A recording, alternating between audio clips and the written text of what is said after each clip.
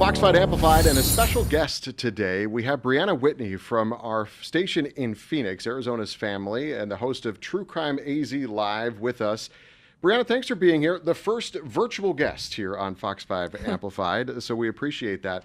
We want to talk to you about the Guthrie case, the Nancy Guthrie case. Now, this goes back all the way to the end of January, and I think even when we were setting up this chat with you, I think there were times where we thought this will be all over, said and done with, a bow tie on it, and we'll know what has happened, and hopefully she'll be reunited with her family. Did you ever think we'd be getting this far into this and really, at least for me, not seeing any clues, anything new in the last couple of weeks? No, I don't think any of us expected to pretty much feel like we're back at square one at this point in the investigation. And I think for me, where I really thought things were going to take a turn for the better, for the more progress, was when the surveillance video was released. And I just think of people that we know, right? Somebody and you see somebody, even if they have the mask on, even if they have the clothes on, you would recognize that if you knew that person, friend, family, even maybe acquaintance. And for that not to have moved the needle on being further along in the investigation was shocking in and of itself. But then we're now kind of in this holding pattern of what's going to happen with DNA. And that is also a bit surprising that we haven't heard a little bit more on that. It seems like we made some progress. They were able to test the blood. Then you got mixed DNA samples from inside the home. But now it's kind of, okay, we got to split those samples, try to identify and almost isolate the one unknown profile, if it exists, and go from there. So no, I don't think we ever expected to be where we are right now, this far into it. Yeah, and that was about a month ago that we had that first DNA. We're recording this on March 19th, and I want to say that because what I've noticed also in this case is a video that gets out there and kind of lives, whether it be on my Facebook page, your Facebook page, whatever. People are still commenting on this months and months after it was posted. So there's clearly people interacting, and then they either think, well, we know this isn't true, or this isn't the real news. But just so to timestamp it, March 19th, when we're talking here today. So the DNA that they found inside the house, you're saying that they're now testing that again to see if they can find any connections? Yeah, so it was a mixed DNA sample that they found inside the house. So what does that mean? It means that whatever item, evidence piece that they are testing, there are multiple people's DNA on that. And when you have that mixed DNA sample, it can be fairly difficult to separate out the profile. So you would expect for Nancy's profile to be on that, perhaps family, anybody else who would have normally been inside the home or visited the home. But to be able to do that with however many people have contributed to that sample, that can take some time. And then on top of that, you have to run that through all the databases. It's different kind of testing for when you're testing for the CODIS database, which is for offenders in this country that the FBI uses, versus the kind of separation and testing you need to do to get that into genetic genealogy. And I think that genetic genealogy is probably what's going to be used heavily in this case. We know they used that with the glove that was found on the side of the road, but that's possibly going to be your best bet to identify an unknown sample, an unknown person or contributor if they're not in the CODIS database. You know, we obviously know this was an abduction, a kidnapping. That seems to be pretty clear. But any other thoughts as to a motive in this? I mean, the family has offered to pay a large reward. That still hasn't brought anyone forward. I'm just perplexed as to what this could be all about. That's the thing. There's multiple schools of thought. There's multiple theories on what could happen. We've had experts and sources say this is possibly a burglary gone wrong, that was being investigated, is still being investigated, that then this was we know it was targeted, but was it a targeted approach to actually abduct Nancy from the start? Was this all for money? And what was the original motive behind this? I think that's all still very unknown. When you think about the ransom notes, though, and again, part of the problem here is we still don't know whether those were credible or not, at least the first two that came into our sister station in Tucson. But, if you look at the ransom notes for what they were, the person who abducted, or the people who abducted Nancy Guthrie, never gave proof of life. And that's what the Guthrie family was asking for. They weren't just going to fork over millions of dollars or anything in Bitcoin without proof that Nancy was alive, and obviously for good reason. And typically all the experts we've talked to, ex-FBI agents, et cetera, said, you know, if there is truly a ransom demand, proof of life, it usually comes pretty quickly because the goal and the outcome that they want is financial. So did something happen where they couldn't show proof of life anymore?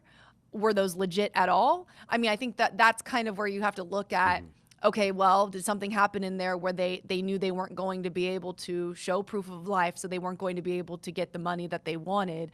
That's a possibility. Again, without the FBI, though, confirming whether or not those ransom notes are legit or not, you're kind of left wondering why she was targeted and what the ultimate desired outcome was for the person or the people who did it. Yeah, one of the things I thought about when we first heard about those ransom notes, as you mentioned, to our sister station KOLD in Tucson, my immediate thought was, well, I wonder if this person, these people that abducted Nancy are from the Tucson area, because if not, like, why would you send it to KOLD? I mean, I know they sent it to TMZ, but, you know, to the local TV stations that are right there around the corner. I agree. I think that was maybe a clue that they either were very familiar with the Tucson area or live in the Tucson area or were from there. It had to be one of those three options. And I think, you know, obviously we know TMZ did receive those notes and perhaps other notes. It's all a little murky as to what was or wasn't truly part of the investigation. But at least with that the first two ransom notes, I would say, I think what happened was KLD received it. They were working with the Pima County Sheriff's Department, and they were not broadcasting or publishing anything about that because it was so sensitive at the time. There was, you know, time was so critical that if this was true and legit and credible, they needed to work through that and figure it out. So I think when KLD did not do anything with the ransom notes, if that person wanted them published, that's when they went to TMZ. Sure. Obviously, TMZ has a different set of protocols than KLD does. And so I think that might have been where this started to get bigger and bigger. But I think you're right. For them to send these to KLD, I don't think a lot of people may know who KLD is outside of those who live in that market. So yeah, I do think that there's a high possibility, a high even probability that the person or the people who were involved in this are from or very familiar with the Tucson area. You've talked to Sheriff Chris Nanos a lot. I mean, he's taken a lot of flack on this case, most of it now being done by the FBI. But when you're on the ground there, you're in Arizona, what is the word about the sheriff? It's been very controversial, I would say. You can feel the palpable kind of upset that the community has. I mean, so much so that there is now an effort to recall him in his position. But I think the confusion, too, to people is that Pima County Sheriff's Department is the lead investigative agency on this. Technically, the FBI is an assist agency in this capacity. They just have the resources and the means to assist in a way that would be crucial for something like this. But really, the main communication for this should be coming from the Pima County Sheriff's Department. The problem that we've all run into as we've continued with interviewing Sheriff Nanos and just learning more information is sometimes he would say something in an interview and then that would either be different in a different interview or look a little bit different. And it's been hard because they haven't called another press conference since that very first week. So when one thing gets said and then we're asking for confirmation and then it changes, that is where I think people were really frustrated, at least the public, with the messaging and just kind of trying to understand what this case looks like. On top of that, from our perspective, the media perspective, I was there on the ground the day that they basically cleared and opened the scene. This was a few days in. And the sheriff did admit that that was probably not a smart idea because what ended up happening was they basically had to shut it back down so that the FBI could then go in because they wanted to see everything again and be able to, you know, measure and process and kind of do their due diligence from the federal side of things. And so from a media perspective, I mean, we've watched that scene be so completely clear to the point where the sheriff's department, the deputies on scene, allowed us to go up to the front door. That's how we all were able to see the blood that was on there and the missing doorbell camera. And that was okayed by sheriff's deputies at the scene. So from that perspective too, I think that was interesting to watch unfold. And the sheriff did admit that that was probably not the best idea, and they should have handled that and kept that scene more secure from the start. Here on Amplified, I like to take people behind the scenes of the reporting a little bit. So let's start there. I mean, I know, as you kind of mentioned, we have not seen a press conference in weeks. Now, take me behind, the desk a little bit. Do you get emails daily from Pima County Sheriff saying, we're working on it, we have nothing new to tell you, or only when you reach out to them and say, hey, is anything going on here? What's happening? Yeah, it basically started with the first part of that you said, and now is to the second part of that. So for a while, the Pima County Sheriff's Department was sending out Guthrie updates to the newsroom emails, and that was basically, confirming things that had either been reported by sources, confirming or denying things that had been reported by sources, giving out the latest info, et cetera, et cetera. That has since slowed down as things have kind of slowed down in the case more or less. We don't get updates like that from the FBI. We are able to ask the FBI questions. Most of those they don't answer or can't answer and would point us to PCSD. But yes, for a while there was updates going out each day, I would say, and then it kind of slowed down to every few days, and now it's pretty far and few between. The last update that we got was about the controversy over Sheriff Nanos's work resume, and what happened with his time in El Paso, actually leaving that department. So it hasn't been a lot. I will say, just because you mentioned it, kind of pulling back the layer, I've never reported on anything quite like this, and I don't just mean the crime or the abduction. I mean the absolute need that the public wanted and felt for every single little detail in this left everybody feeling like it was kind of an anxious 24/7. You're talking to your sources, you're contacting people, you're like waiting for every little thing around the clock. And part of what changed that too was the fact that you have some live streamers that have been here on the ground, and live streaming just kind of anything. And so you had a lot of the public who was watching those and wanting that information. Part of the problem though for us was that some of the information that was going out was so speculative, or, this person could be involved, name them, show them. And obviously from our side of things, from the journalism newsroom side of things, we can't do that,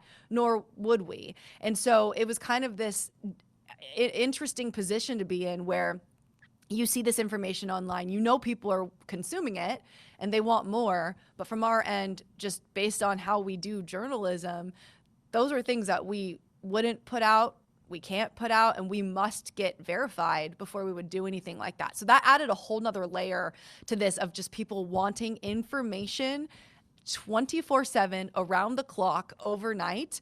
And just from a reporting perspective, it was really hard to deal with, to want to make sure that you were on top of it for the community, for the country, the people who were paying attention, obviously very concerned, but different than we would typically do for any sort of big story even. I just was at another level that I've never seen. Yeah, and I mean, if you go back to what we were talking about before with the sheriff and the lack of information that's coming out, somebody fills the void, right? And so these people that are there, from what I've read, camped out on Nancy Guthrie Street with their streaming equipment, 24/7, they're putting out there whatever they hear from the coffee shop down the street, from the neighbor over here, which may not be vetted information. I know that you basically, lived in Tucson for the first few weeks of this. I think everybody thought, we'll be down there, we'll cover this, and then we'll have an outcome, a resolution to this. And then at some point you'll go back when you're needed. But tell me a little bit about that. I mean, you get this call, this happened over a weekend. You go down there your first reporting day, and then you're just there for days and weeks after. So yeah, I guess a little bit behind the scenes, I had just gotten knee surgery when this happened. And so I was just barely back reporting. And I saw the notification come out it was on a Sunday when we started to learn that Nancy was missing. And I remember texting our manager and saying, I think I need to go down to Tucson. And they were concerned about, like, I wasn't well enough to go. So for one day I didn't go. But I mean, when you're passionate about what you do, and this is true crime is what I do, I wanted to be reporting. I knew I wanted to be on this story. So the next day after that is when I started going down. I actually did not stay in Tucson at all. Okay. So for the amount of time I spent in Tucson, we were driving the 2 hours there, 2 hours back from Phoenix down to Tucson. And yeah, I mean, to your point, we definitely thought that this would wrap up at some point, some sort of resolution. In the very least, we thought there would be charges at some point. I know, it can be tough to find people, especially as time goes on in Arizona specifically. The desert is very vast. So these types of cases, missing cases, do happen here fairly frequently. And I mean, you've got the Vegas desert as well. But for people who don't know, it's very picturesque, but it is so large. And there are so many places somebody could be. So that kind of added another layer to it. But I think we thought that there would probably be charges of some sort, that there would be an answer to who allegedly did this and why, and to not have that, I mean, it's tough, and we don't know how this is going to end. I think one part that stuck out to me just among these last few weeks was interviewing Luke Daly and his mom Mary. They were the two that were detained, and people were convinced that Luke Daly is the person who's in that video, the surveillance video. And he was detained and he's been released. He has not been charged. But even after the interview, I would say almost more people believed that, yes, he is the person, even though in the interview we were talking about how he's adamantly saying he is not. So that was an interesting part of this as well. But that was back on February 13th, I think, was that Friday night that they picked them up. You're talking about that was the Range Rover in the parking lot at Culver's and the house that they went through. And now we're, more than a month from that, and it's pretty much been nothing since then. Right, exactly. And you would think that if they had evidence that they found in the home or the Range Rover, maybe it's still in testing. But as of now, we haven't heard anything more on that. The only outstanding part of that is that the sheriff, while he cleared the Guthrie family, the siblings and the spouses as any sort of culpability, any sort of involvement, he has not officially declared Luke Daly or the other man, Carlos, that was detained. He has not officially declared them cleared. Now, again, nothing's happened. They've been released. There are no charges, but that's, the one kind of unknown at this point is when are they officially cleared? Have they looked into anybody, did Nancy have caregivers or anybody like that came in and out of the house? Because as you mentioned, they cleared the family. We haven't heard anything more about the other folks that they brought in for questioning. But I just wonder, at somebody at that age, somebody that needed some help around the house, if she had caregivers and if they've looked into that. I don't believe that there was any sort of round-the-clock caregivers, but I know that they've been investigating people who would have had access there, contractors, landscapers, anybody who would have been at the house for any sort of reason. So you have to imagine that they've questioned a lot of people. We do know, at least as of last check with PCSD, there has been nobody else that's been detained in this case. So Luke and Mary were the last ones, like you mentioned. I mean, this was a while ago now that they were detained. So while people are being interviewed, it doesn't seem like they've been down any sort of other road of a person of interest or persons of interest at all. But you have to assume that they, yes, are interviewing anybody who would have had access or been around Nancy in that home at any time. All right, Brianna Whitney, thanks so much for being with us from Arizona's Family, our sister station in Phoenix. We appreciate you being here. We'll check back in with you, hopefully, as this case goes on. Hopefully, everybody's got their fingers crossed that there is a good resolution to this in the days and weeks to come. But as the days go by, of course, it gets tougher to get to that. So we will check in with you. We appreciate you being with us on Fox 5 Amplified. And if you want to watch any of Brianna's reporting, you can head to the Fox 5 Vegas Plus app and click on the Where is Nancy Guthrie icon. Our reporting from all of our sister stations in Arizona, Tucson, and Phoenix together, and as well here at Fox 5 Vegas, is all there for you to watch. Thanks for being with us here on Fox 5 Amplify.